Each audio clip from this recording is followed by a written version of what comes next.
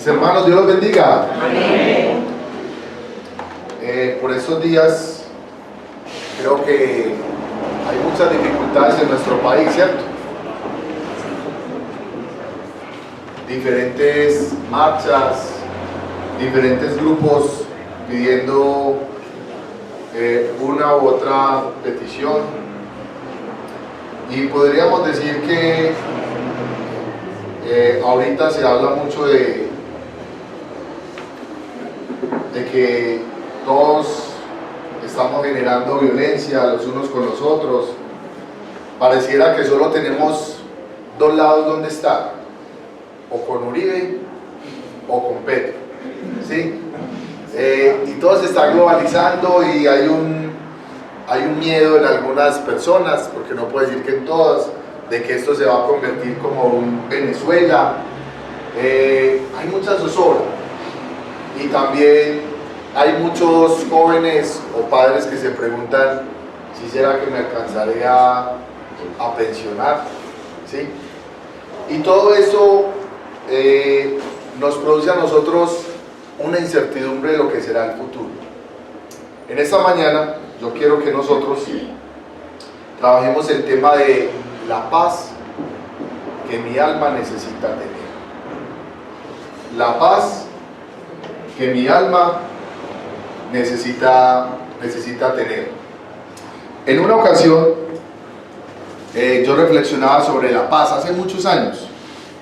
De hecho, en esa época el que mandaba en todo Medellín era Don Berna, y había una paz en Medellín porque él mismo había establecido de que no se podía robar en los barrios, de que no se podía atacar una banda a la otra, muchas cosas. Y mi reflexión era: Señor, pero si la paz viene de ti, ¿por qué un delincuente es el que tiene a la ciudad de Medellín en paz? Porque se rompieron hasta los récords de menos muertes, de muchas cosas, y pareciera que así es como funciona el mundo, como que los malos son los que ponen la paz. Pero en esa misma reflexión yo iba más allá. ¿Cuál es la paz que yo necesito tener? ¿Cuál es la paz que Camilo necesita tener? ¿Cuál es la paz que las personas necesitan tener? Si será una paz donde se prohíba al otro que puede matar, si será una paz que se prohíba y yo iba más allá, porque uno dentro de su ser muchas veces no siente paz, porque de pronto hay dificultades económicas en el hogar, a veces nos roba la paz una enfermedad, a veces también nos roba la paz el hecho de que no estoy a gusto en el lugar donde trabajo, a veces me roba la paz el hecho de que no he podido conseguir las metas que me he trazado en la vida, a veces no me llena de paz el sentir que mi vida no está siendo exitosa, a veces no me llena de paz el hecho de tantas cosas que nosotros podríamos mencionar aquí en la casa de nuestro Señor. Pero si hay algo de lo que estoy seguro hoy en día, y es lo que quiero que miremos, es que no hay nada mejor que la paz que Dios te puede dar a ti, del descanso que Dios te puede llevar a ti. Y tenemos muchos textos donde a nosotros nos tranquilizan de una forma muy grande, donde Dios nos manda: venga, que yo cargo su yugo, venga, que yo le tengo una esperanza, venga, yo lo lleno de amor, porque muchas personas no tienen paz porque no se sienten amadas. Venga, que yo tengo mucha misericordia para darle a usted, ¿sí? Y esa es la mejor paz que nosotros podemos tener, ¿sí? Porque ¿qué nos sirve una paz que es con miedo? Donde yo no hago algo porque tengo miedo, terror en mi alma. Eso no es una verdadera paz. Quiero entonces que volvamos a leer en Miqueas, capítulo 5, del 1 al 5. Y vamos a leer primeramente el verso 5. Dice así la palabra del Señor: Él traerá la paz cuando los asirios invadan nuestro país y entren en nuestros palacios. Enviaremos contra ellos 7 jefes y 8 hombres importantes. Ahora continúo con el versículo 1. Pero ahora, Jerusalén, prepara tu defensa, porque ha sido sitiada y van a castigar duramente al jefe de Israel. En cuanto a ti, Belén, Éfrata, pequeña entre los clanes de Judá, de ti saldrá un gobernante de Israel que desciende de una antigua familia. Ahora el Señor deja a los suyos, pero solo hasta que dé a luz la mujer que está esperando un hijo. Entonces se reunirán con sus compatriotas, los israelitas que están en el desierto. El rey se levantará para pastorear a su pueblo con el poder y la majestad del Señor su Dios. Y ellos podrán vivir en paz, porque el Señor será engrandecido hasta el último rincón de la tierra. Él traerá la paz. ¿Quién traerá la paz, iglesia?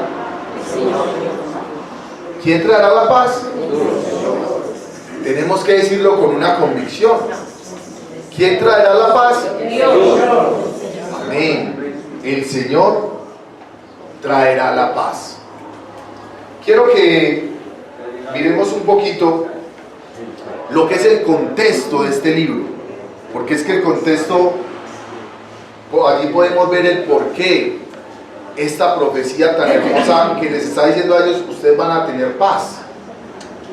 Miqueas se escribe en un momento donde el reino que mandaba en la época era el reino de los asirios.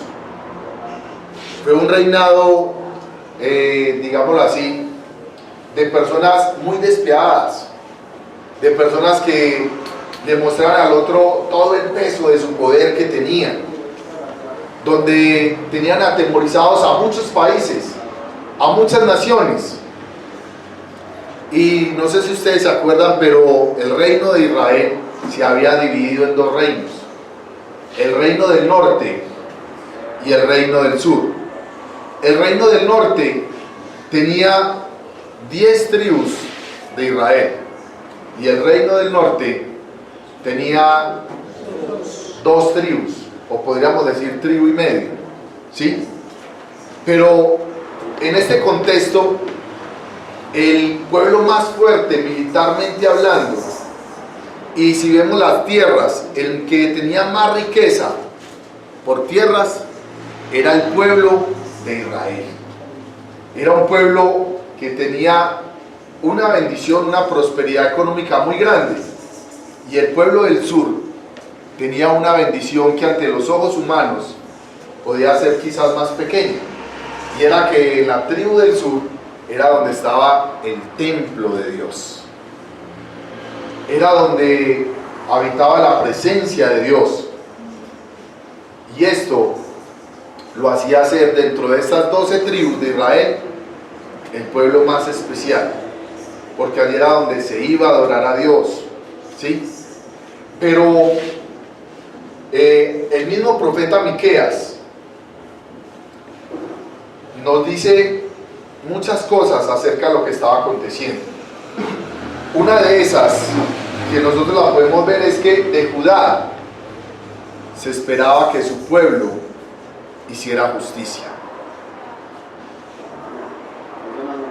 Eso esperaba Dios de su pueblo, como hoy en día también Dios espera de nosotros que nosotros hagamos justicia al pueblo de Dios.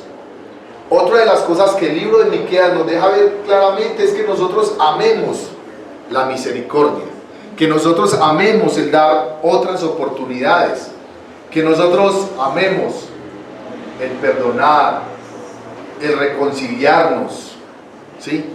Todo lo que tiene que ver con la misericordia, el ayudar a los necesitados, a las viudas, a los huérfanos, a los enfermos, a las personas privadas de la libertad, todas aquellas personas que padecen. Podríamos decir también que el libro de Miqueas nos lleva también a hablarnos a nuestro corazón y a decirnos: caminen humildemente con su Dios. Caminar humildemente con Dios no es cuando yo me creo de los más grandes de la iglesia, porque soy pastor, porque soy teólogo, porque toco muy bien la guitarra, el bajo, la batería, porque Dios me usa grandemente en sus oraciones para hacer guerra espiritual, para sanar enfermos. No se trata de eso. El caminar humildemente con Dios significa siempre estar presto a lo que es la voluntad de Dios. Significa a siempre estar mirando con amor todo lo que yo hago. A que cuando yo hago algo muy bonito dentro de la iglesia, yo no me doy la gloria, sino que reconozco que la gloria es para Dios, como cantamos ahorita. Caminar humildemente con el Señor nos lleva simplemente a servir, porque es lo que más queremos hacer: servirle al Señor y al Dios de nuestra vida. Pero el libro de Miqueas también tiene un final de los más bonitos para mí, y es que el libro habla de la gracia, del Dios que perdona, del Dios que constantemente está dando otras y otras oportunidades a las personas que les están fallando. Y tenemos que reconocer que esa también es nuestra realidad. ¿Sí? Yo no sé si usted lo ha hecho, pero yo le llegué a orar al Señor con todo mi corazón que yo no le iba a volver a fallar. No sé si lo hice como Pedro en esa ocasión, que Pedro dijo: no, con usted yo voy hasta la muerte, y de cierto te digo que antes que cante el gallo me vas a negar 3 veces. Y pareciera que esa fuera la realidad nuestra. Y la pregunta es: ¿por qué seguimos fallándole a Dios? Y la pregunta más bonita es: ¿por qué Dios nos ama tanto que sigue abundando su gracia para con cada uno de nosotros? En resumidas cuentas, esto es lo que nos habla el libro de Miqueas. Pero ahora quiero que nos centremos en nuestro pasaje, y quiero que alguien por favor me lea el versículo 2 de Miqueas.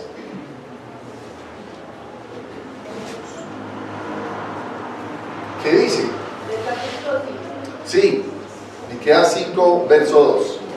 Pero tú, Belén Efrata, entre los pueblos de Judá, eres un pueblo pequeño, pero llegarás a ser muy importante. En ti nacerá un rey de familia muy antigua que gobernará sobre Judá. Y aquí podemos ver el inicio de nuestra esperanza a través de una profecía. Pero aquí yo quiero que tengamos algo muy en claro, y es: ¿cuál es la profecía que a ti y a mí me gusta? Porque hoy en día, donde se habla tanto de profecías y profecías, y yo veo una diferencia de las profecías del Antiguo Testamento a las que se dan hoy en día. Las que se dan hoy en día te dicen: tú vas a ser grande, vas a prosperar, vas a ser bendecido, vas a vivir en victoria y en victoria. Pero la mayoría de profecías que yo veo en el Antiguo Testamento son demandas en cuanto al pecado del pueblo. Y digo, ¿cuál es la que más te gusta escuchar? Es porque cuando a uno le hablan cosas buenas, uno está súper bien. Pero es más bonita las del Antiguo Testamento, porque son las que nos llevan a nosotros a reflexionar, a reaccionar, de que a veces no somos tan buenos como pensamos. Pero frente a la maldad que se vive, hay una esperanza, y esa esperanza nos está diciendo que van a ser un Mesías, un Salvador. Y esa misma esperanza la podemos ver que tuvo su cumplimiento en Mateo capítulo 2, verso 5.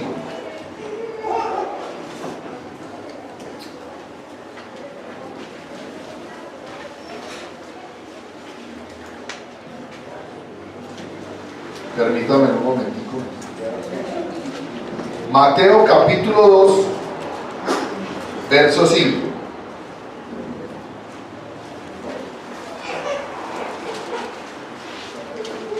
Ellos le dijeron: en Belén de Judea, porque se está escrito por el profeta. Y algo muy bonito de este pasaje de Mateo es que los que están hablando son las personas que conocen la palabra de Dios, los fariseos, los saduceos. Ellos son conscientes de que en Belén iban a ser el Mesías, iban a ser el Salvador, ¿sí? Yo a usted le hago una pregunta. Nosotros hablamos de que Cristo vuelve por la iglesia, que Cristo vuelve por sus hijos, de que Cristo vuelve por aquellas personas que estén bien con Dios. ¿Cómo se siente usted al escuchar esa profecía? Porque eso es una profecía del Nuevo Testamento, de que Cristo va a volver por su iglesia, por los suyos. ¿Cómo se siente usted, mi hermano? ¿O de tanto escucharla ya le parece normal? ¿Ya no te produce nada? Digamos en palabras muy de hoy en día, que se utiliza mucho, se te eriza la piel, te pones de alegría. ¿Qué pasa contigo cuando escuchas esto? Y yo le estoy diciendo porque muchas veces cuando escuchamos esta profecía para nosotros, nos quedamos callados y parece como si nada pasara. Pero es la esperanza más bonita. Porque si estamos aquí es porque esa es nuestra esperanza. Es porque ese es nuestro sueño. Que el Salvador, que el Mesías venga para conocerlo, para estar con Él. Amén. Para sentir un abrazo de Él, donde lo podamos ver. Porque dice que nuestro cuerpo, digámoslo así, va a ser transformado para poder verle a Él, para poder estar con Él en su presencia, para disfrutar de Él. Y eso hace parte de nuestra fe cristiana y hace parte de las profecías más bonitas. Y a ellos se les estaba prometiendo en su dificultad, en su lucha que tenían día a día en su vida, en la injusticia que estaban viviendo en Miqueas, en la injusticia de la época de su pueblo, con unos reyes que tenían, pero unos reyes que no suplían totalmente las necesidades, donde el profeta tiene que pararse y decirle: vea, no siga tumbando a su hermano, ayude al que está necesitado, donde sean justos, sean rectos, sean honestos, no sean corruptos, no abusen, respeten la vida del otro, donde el profeta se está teniendo que alzar para decir al pueblo que está mal, pero donde en este momento el profeta se está levantando para decir: hay una esperanza que va a nacer, hay un niño que va a nacer. Por eso en Mateo ellos están a la expectativa de Jesús, si este sí va a ser el Mesías o no va a ser el Mesías, y están a la expectativa porque ellos lo que tenían en mente, lo que ellos querían era volver a ser ese pueblo glorioso, ese pueblo triunfante como en su época dorada, cuando estuvo allí Saúl, David, Salomón, donde fue un reino poderoso. Pero ellos no contaban con que la esperanza del Mesías era diferente, porque el Mesías no quería que las personas se perdieran, que fueran condenadas, donde el Mesías lo que quería era que las personas se reconciliaran con Dios, donde el Mesías lo que quería era volver a abrigar esa presencia de Dios que fuera tan real en cada uno de nosotros, que no deseemos hacerle el mal al prójimo, que no deseemos fallarle a las personas, donde nosotros siempre busquemos glorificar es el nombre de Dios y no la grandeza humana. Donde nosotros seamos tan solidarios, seamos tan amorosos, que demos otras oportunidades como Dios nos las da a nosotros.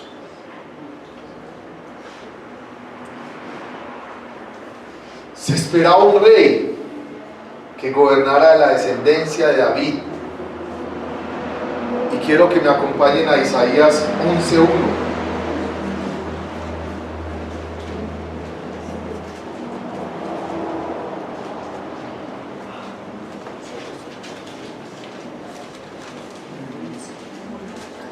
Saldrá una vara del tronco de Isaí, y un vástago retoñará de sus raíces. Aquí vemos la confirmación de la promesa de Dios. Por la Biblia tenemos la convicción de que esa profecía se cumplió. Amén.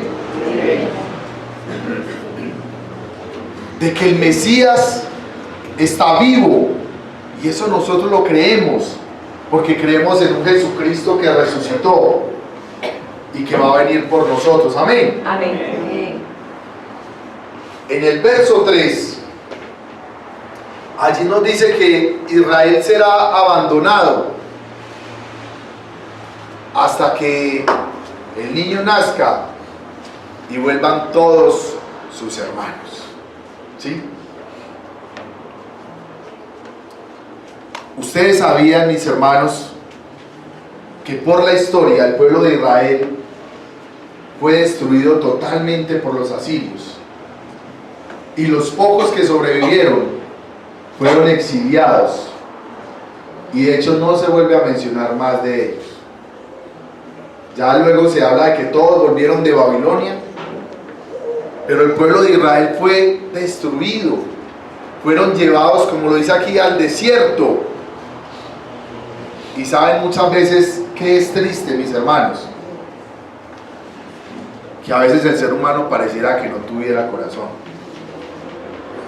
porque Judá, siendo hermano de Israel,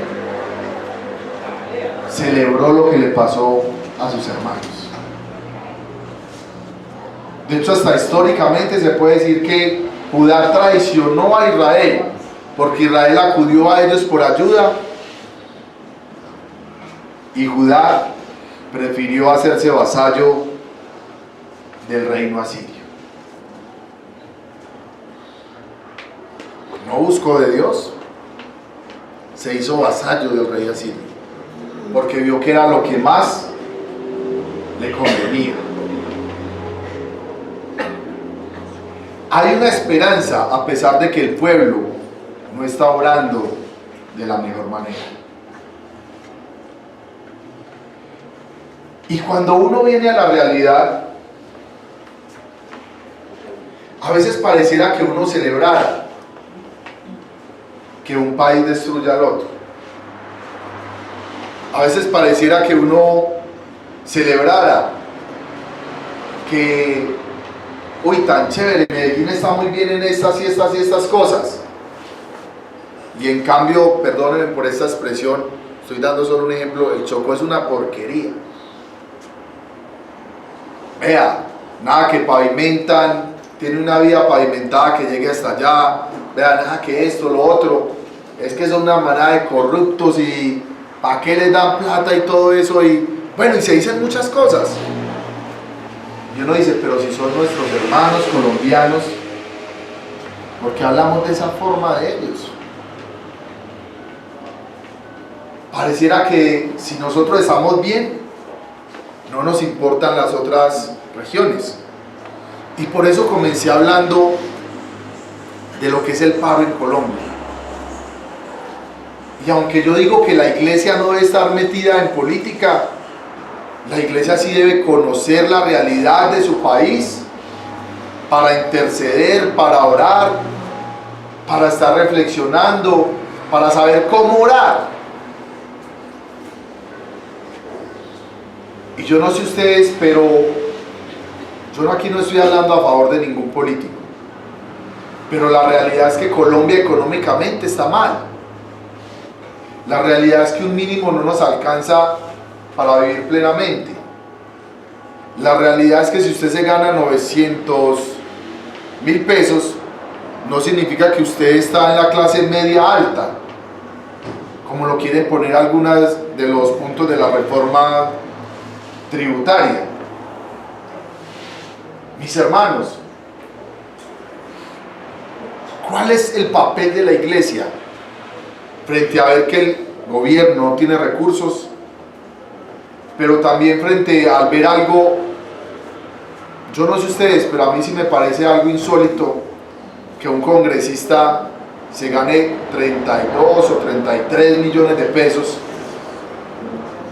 que tengan carros blindados, que tengan sus transportes de avión, celulares, que tengan derecho a, creo que son 5 escoltas como mínimo, si quieren pueden tener más, ¿sí? Donde la seguridad de nuestro expresidente Álvaro Uribe como senador tiene un costo de más de 1.500 millones de pesos mensuales. Yo no sé ustedes qué piensan frente a esas cosas, y no sé tampoco qué pensamos frente a que nos quieran poner, si estamos en contra en ese momento de algunas cosas que quiera hacer el gobierno, estamos con Petro, y yo creería que nosotros no debemos estar ni a un lado ni al otro. Debemos estar ¿qué es lo que puede bendecir a nuestro país? ¿Qué es lo mejor para nuestro país?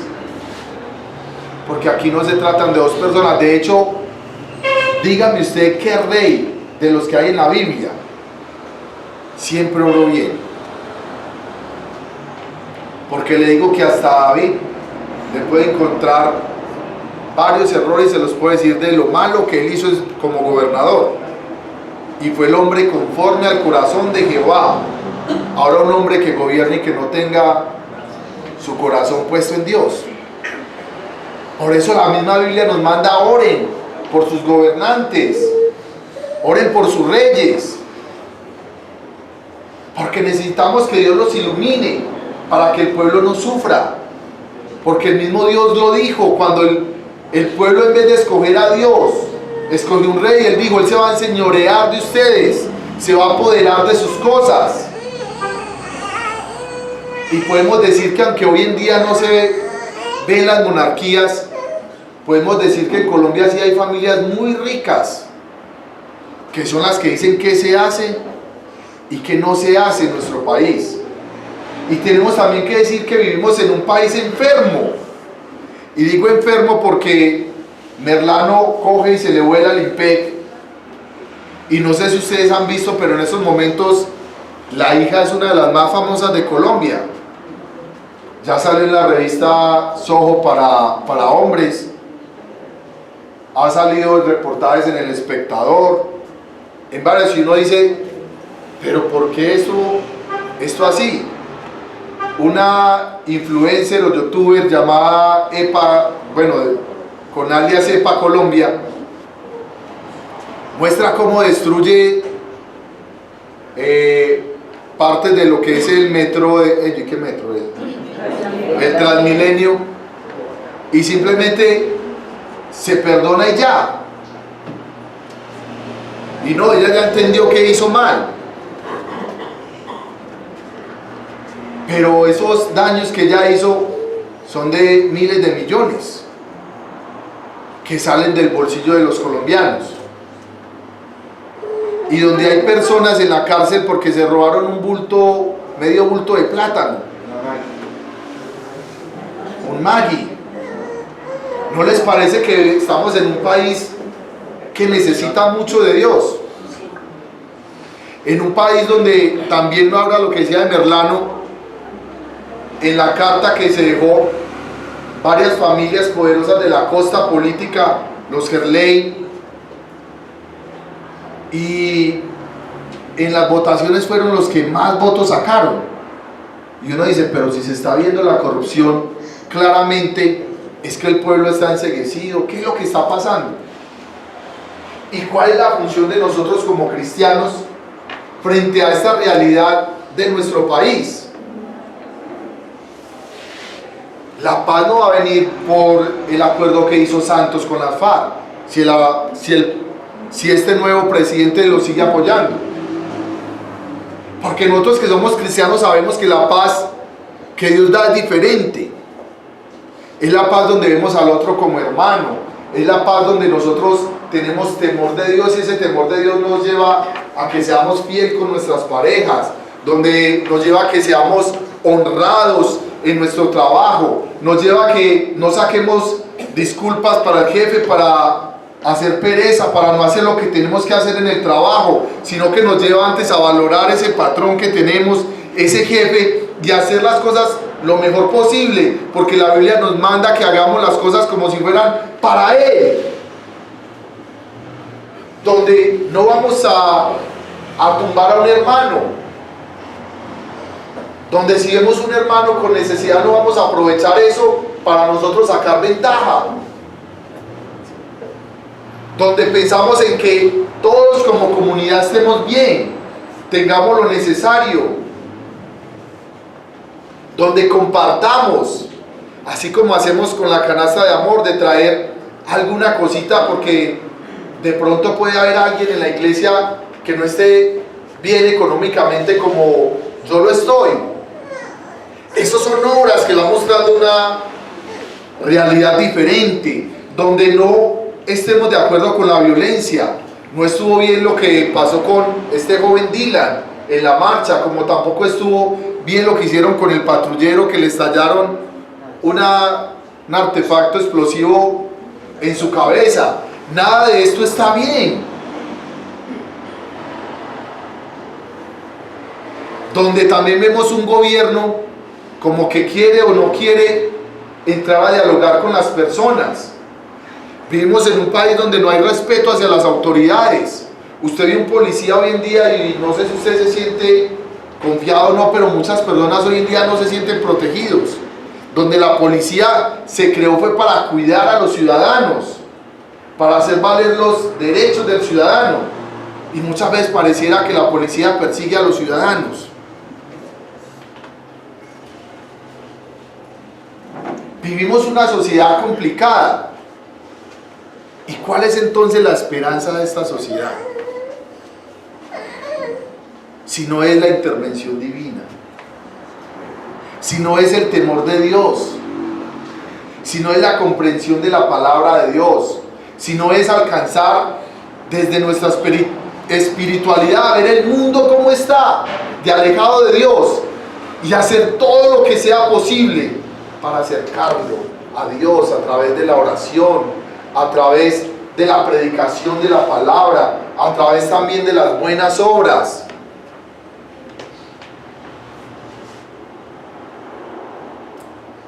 En el verso 4 dice: Él os cuidará con el poder de la grandeza de su nombre. Y este versículo es muy hermoso, porque estamos hablando de que Él nos va a cuidar, pero no de la forma que nosotros pensamos.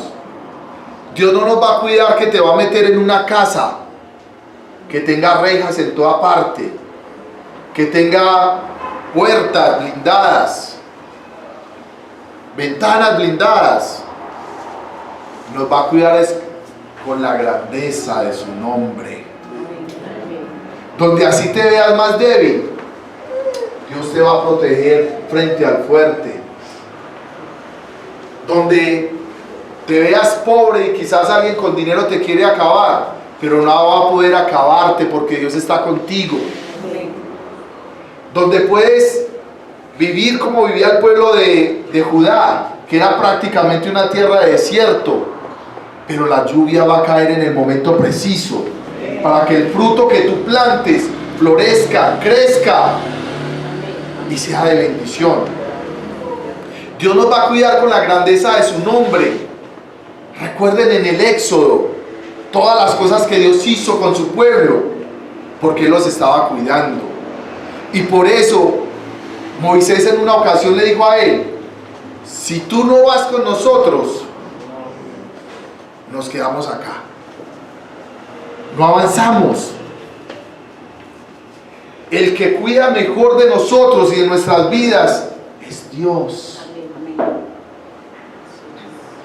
Es Dios el que nos cuida mejor, el que sabe qué es lo mejor para cada uno de nosotros.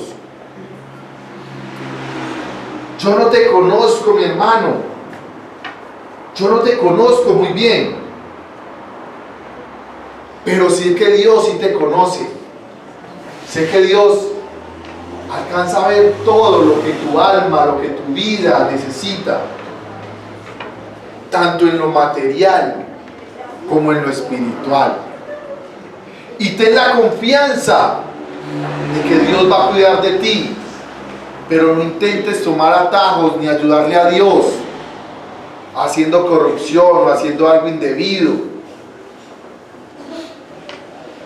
Sigue siendo honesto, recto, santifícate delante de Dios y Él cuidará de ti, cuidará de mí y cuidará de nuestros seres amados. El camino no es hacer lo malo porque es lo que me conviene en el momento. Yo creo que yo en una ocasión a ustedes les compartí que un preso una vez me dijo: pastor, yo quiero que usted me diga qué hacer. El abogado me dijo que si digo esto, esto y esto, la condena me queda en 11 años y medio, pero si digo la verdad me quedan 23 años. Y yo, muy espiritual, le dije: venga, oremos, hermano. Pero por dentro: Señor, que este hombre diga lo que dijo el abogado para que no lo condenen tantos años. Y la forma como Dios actúa es tan bonita que ese hombre dijo toda la verdad, porque sintió que eso era lo que tenía que decir. Y Dios le hizo el milagro de su vida. Al año pasado de estar en su condena, le llegó la libertad condicional. Que eso no le llega a nadie en Colombia con ese tiempo. Y a él le llegó, y hasta el día de hoy todavía está en libertad condicional, y eso ya fue hace como 7 años, porque su condena es grande, pero ya puede ir a trabajar, está con su esposa, está con sus seres amados. Dios tuvo misericordia de él y Dios cuida de él. Por eso les digo, Dios cuida de cada uno de nosotros. Y ya para finalizar, el verso 5 nos dice que el Mesías será la paz. El Mesías traerá la paz. ¿Qué significa esto para ustedes? Que Jesús es el que trae la paz a nuestras vidas. ¿Qué significa esto para ustedes? Yo voy a dar varios ejemplos. En una ocasión, yo le decía al Señor: Señor, yo estaba participando de la fundación de una iglesia en el pueblo de Cocorná, una iglesia de la Emanuel, y tenía que viajar cada 8 días en bus, y me quedaba tan pesado, llegaba tan cansado, que yo le dije: Señor, yo necesito que tú me ayudes, que traigas paz a mi vida porque me siento muy cansado. Y Dios utilizó que en las vacaciones del seminario me dieran un contrato de la alcaldía de Chigorodó para trabajar aquí en la Alpujarra, actualizando lo que eran los datos de las posesiones, y a la misma vez era que iban a legalizar unos lotes donde la gente se había apoderado de ellos, para ya legalizarlos y ponerlos a ellos a pagar impuesto predial. Yo solo sé que trabajé solo un mes y me dijeron: te vamos a pagar 300 pesos por cada ficha que verifiques. Y yo al principio, ¿será que eso sí será bueno? Y bueno, hágale, porque yo pensé que no iba a ganar buena plata. El caso fue que terminé ese mes, eso fue hace más o menos ya unos 10 años, o un poco más, con 5 millones de pesos en solo un mes. Me dio para comprarme una moto y empecé a tener tranquilidad a seguir haciendo la obra de Dios. Como también, para que ustedes lo entiendan, no tener nada que comer y salir del seminario así cansado de estudiar, con las tripas sonando, y pensar en irme caminando hasta la casa de mi abuela para que me dieran comida, y justo en la puerta para salir Dios responder mi oración y mandar a alguien a que me invitara a almorzar, sin usted decir no tengo que comer. Y estoy diciendo es porque esas cosas a veces le quitan a uno la paz, ¿sí? Como también uno estar acostumbrado a querer pelear y mostrar que uno es fuerte y todo eso, y alguien llegar a usted y insultarlo, y usted por dentro decir, Señor, bendícelo. Y digo cosas porque desde niño, si a uno le decían su mamá es una gorda, barbada, y uno cogía y se a pelear a los puños. Mi mamá no es ninguna gorda, barbada, y uno se ponía a pelear. Y uno después tener la paz para controlarse uno mismo. Pero es porque ese Mesías, ese Señor, se está encarnando en nuestro corazón. Recuerden las palabras del Señor: perdónalos porque no saben lo que hacen. Ese Mesías que es el que trae la paz a nuestros corazones, el que es el que nos enseña realmente lo que es la vida. Es el que nos va a enseñar realmente cuál es el camino a seguir. ¿Qué debo cambiar de mi vida? ¿Cómo deben ser mis pensamientos? ¿Cómo debe ser mi generosidad? Y lo digo porque recuerden, denles de comer a toda esa multitud. Señor, pero es que solo hay estos pancitos y estos pescados. Denles de comer. Ese Dios que ha tenido cuidado a la historia de todos aquellos que se acercan a Él. Ese Dios que sigue dando otras oportunidades, ese es el Mesías, pero que quiere hacerse cada día más real en tu vida, que necesita que tú realmente confíes en Él, que tú te entregues a Él, que tú te despojes de lo que tú eres, para que Él empiece a crecer en ti y se empiecen a ver resultados diferentes.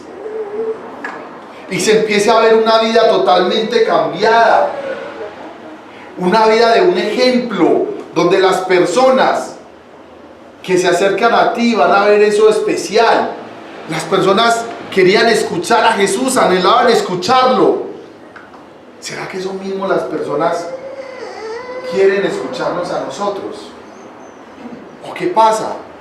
Y yo dentro de mi fe lo he experimentado, porque muchos en la cárcel, hasta unos locos así marihuaneros, uy pastor, qué energía la que se siente a veces cuando usted ora por nosotros o predica. Y estoy diciendo es porque Dios es tan bueno, mis hermanos, que en una ocasión, eso me da hasta vergüenza contarlo, iba para la cárcel, entré a la cárcel y salí súper contento, súper bendecido. Cuando me iba a volver, voy a prender el carro y no prendía. Y en ese momento oro reprendiendo a Satanás y todo eso, y con fe prendo el carro y no prende. Y yo, pero si el carro estaba bueno, ¿qué pasó? Y encima de eso no prendía el carro y me sale el mecánico con que era una esfera lo que tenía malo el carro. Y yo, ¿qué tiene que ver una esfera con encender el carro? Y como bajó la esfera, se desarmó y todo eso se dañó, y trajeron el repuesto que no era. Y yo a las 6 de la tarde, más aburrido porque que tenía que dejar el carro porque no me había ido como yo pensaba, me monto en un bus. Va una pareja de dos negritos con 3 niños, dormidos los 3. Y yo los veía así tan embalados y yo decía, ay, carambas, pobrecitos. Me puse a hablar con ellos. Les prediqué de Dios, recibieron a Jesús, les regalé la Biblia. Y algo me decía, dale dinero. Y yo, Dios, ¿eres tú o es Satanás? Dale dinero. Y yo meto la mano al bolsillo y veo un billete de 20 y uno de 50. Ustedes que son espirituales, ayúdenme. ¿Cuál billete de los dos le di? Mis hermanos, ustedes tienen el Espíritu Santo, adivinaron, el de 20. Pero yo les voy a decir algo, cuando yo les doy ese billete de 20 con tristeza, con dolor en mi corazón, no voy a decir mentiras, pero les digo que me da vergüenza contar. Empiezan ellos a llorar, porque de la mañana le estaban clamando a Dios para que les proveyera para comer. Ustedes no saben lo mal que yo me sentí ese día. Y al otro día, cuando llevé el repuesto, sin ni siquiera ponerle el repuesto, le hice hacia el carro y prendió. A veces nosotros no entendemos que Dios quiere llevar su amor a alguna persona.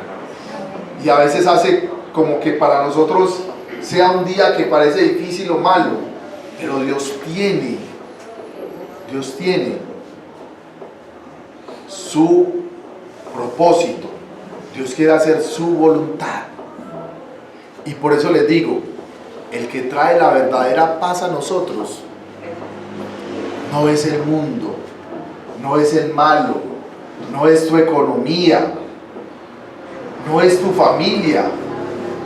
El que trae la paz a cada uno de nuestros corazones es Jesucristo, es el Mesías que esperamos, el Mesías que anhelamos, el que va a venir por nosotros.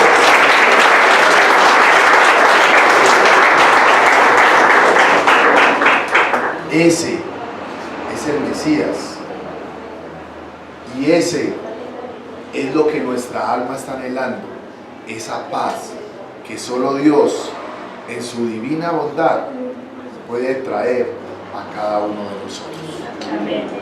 Dios los bendiga, mis hermanos.